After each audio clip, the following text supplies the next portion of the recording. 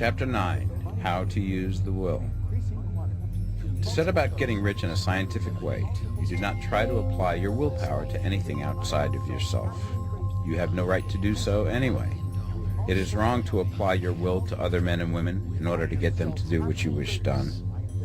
It is as flagrantly wrong to coerce people by mental power as it is to coerce them by physical power. If compelling people by physical force to do things for you reduces them to slavery, compelling them by mental means accomplishes exactly the same thing. The only difference is in methods. If taking things from people by physical force is robbery, then taking things by mental force is robbery also. There is no difference in principle. You have no right to use your willpower upon another person, even for his own good, for you do not know what is for his good. The science of getting rich does not require you to apply power or force to any other person in any way whatsoever. There is not the slightest necessity for doing so. Indeed, any attempt to use your will upon others will only tend to defeat your purpose. You do not need to apply your will to things in order to compel them to come to you. That would simply be trying to coerce God and would be foolish and useless, as well as irreverent. You do not have to compel God to give you good things, any more than you have to use your willpower to make the sun rise. You do not have to use your willpower to conquer an unfriendly deity, or to make stubborn and rebellious forces do your bidding. Substance is friendly to you, and is more anxious to give you what you want than you are to get it. To get rich, you need only to use your willpower upon yourself. When you know what to think and do, then you must use your will to compel yourself to think and do the right things. That is the legitimate use of the will in getting what you want, to use it in holding yourself to the right course. Use your will to keep yourself thinking and acting in the certain way. Do not try to project your will or thoughts or your mind out into space to act on things or people. Keep your mind at home. It can accomplish more there than elsewhere. Use your mind to form a mental image of what you want and to hold that vision with faith and purpose, and use your will to keep your mind working in the right way.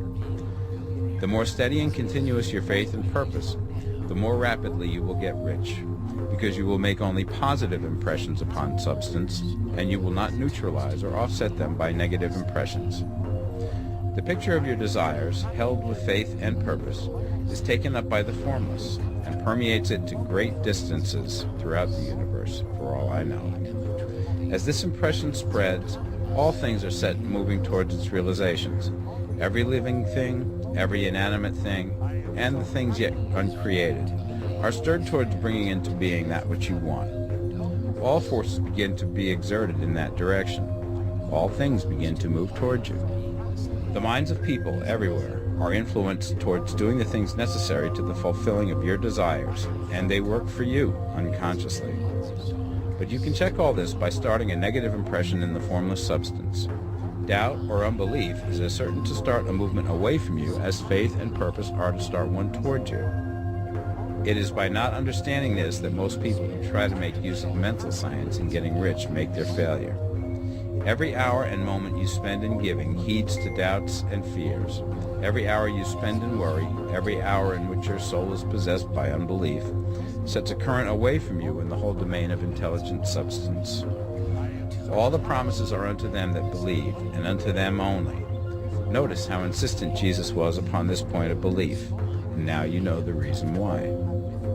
Since belief is all important, it behooves you to guard your thoughts, and as your beliefs will be shaped to a very great extent by the things you observe and think about, it is important that you should command your attention.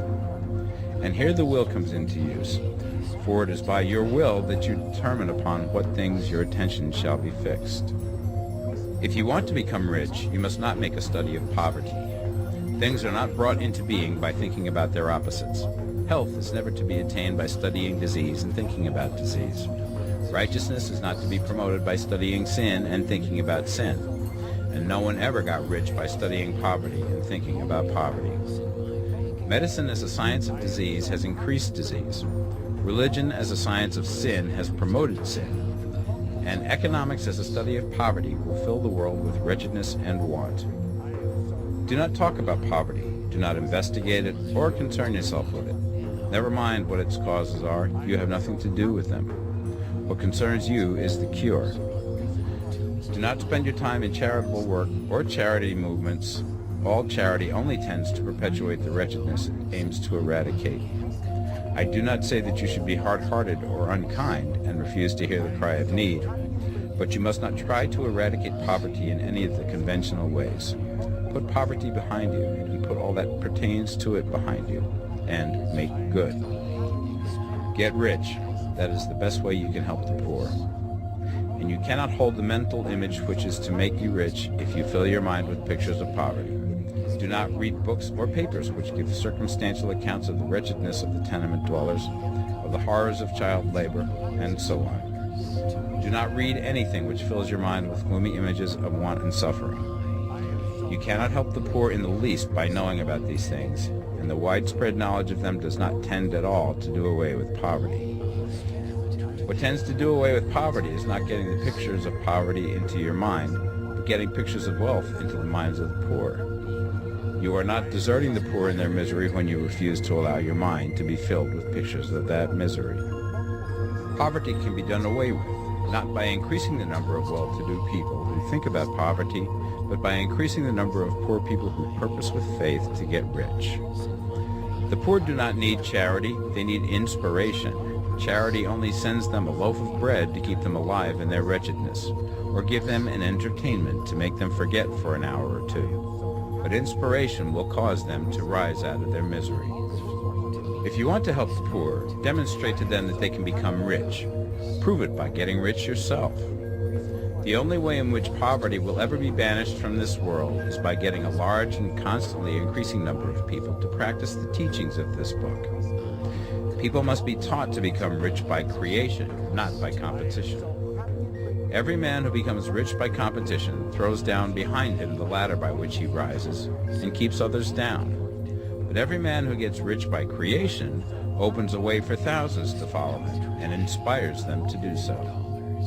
You are not showing hardness of heart or an unfeeling disposition when you refuse to pity poverty, see poverty, read about poverty, or think or talk about it, or to listen to those who do talk about it. Use your willpower to keep your mind off the subject of poverty and to keep it fixed with faith and purpose on the vision of what you want.